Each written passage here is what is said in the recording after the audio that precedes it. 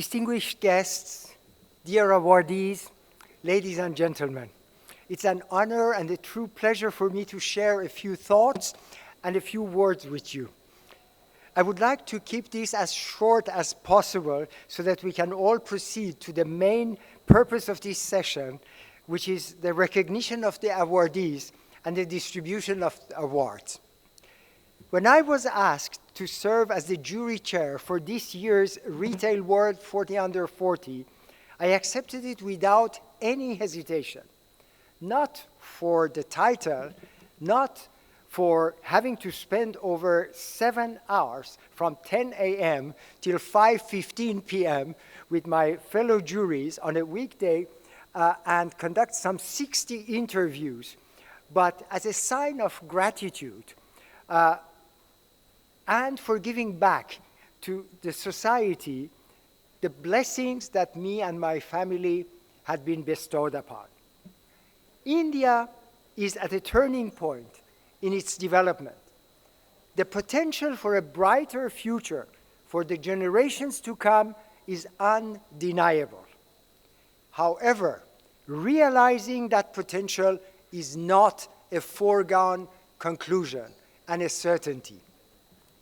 It is too easy to expect everything from our governments, our politicians, the authorities, our bosses, our elders, simply from others. It is much more difficult to assume responsibility, accountability, and to become the dynamic actors for shaping the future ourselves.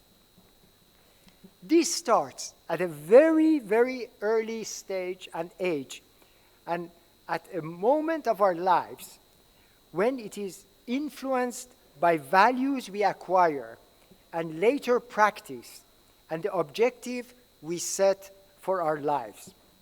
Obviously, our parents, our families, our teachers, our gurus, and our supervisors, bosses at workplace play a major role in this process. Building a developed nation requires many ingredients, starting from basic services such as elementary, secondary, and higher education, to primary and advanced healthcare, physical infrastructure, social and administrative institutions, among many other requirements, but also a strong and thriving economy. This is where the dynamic and creative forces of a nation come into play. The under 30s, the under 40s, the under 50s, and in my personal case, the significantly over 50s.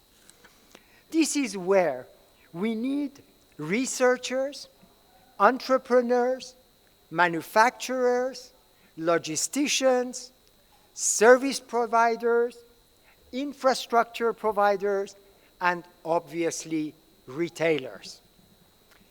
In my early student days as an engineer, I was wondering what positive contribution the retail sector provided to the economy. In a sense, I thought this was just an unnecessary additional layer. Soon after sitting and listening to the lectures of my economy classes and marketing classes, I realized the vital role of distribution and retail in the economy. Over the years, retail has dramatically changed with the advent of new technologies, logistics, and the appearance of mega distribution enterprises, such as it was mentioned, like Amazon's and the like, the online marketplaces, B2B, D2C, B2C, personalized manufacturing, production to order, under 10-minute deliveries, and who knows what the future holds in store for us.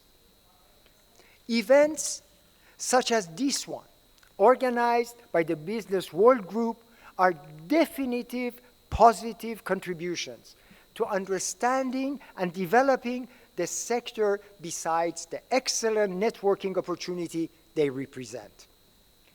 The awards part of it is to provide encouragement and recognition to those who have excelled in their particular segment of the economy. It was our mandate, as understood by all the jury members, some of whom are present today, that we should identify a maximum of 40 candidates under 40 who had made a significant effort towards innovating the retail sector, had made a personal impact, had respected the imperatives of sustainability, and were engaged in scalable activities. I personally, as my colleague also mentioned, enjoyed every single interview, as did my other fellow jurors.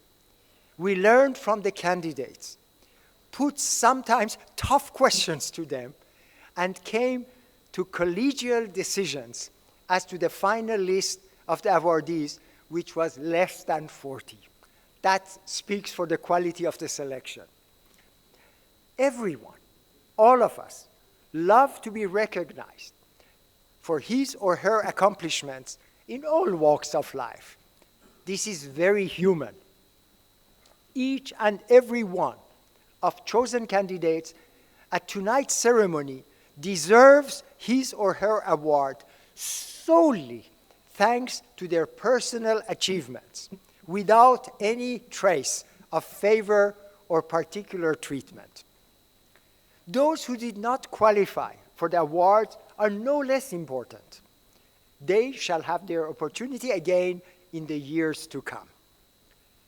I would like to close my remarks by congratulating all the awardees in advance and inviting them to continue their professional pursuits, aiming at excellence and with the common good and service to the society at large and to the nation as their ultimate goal.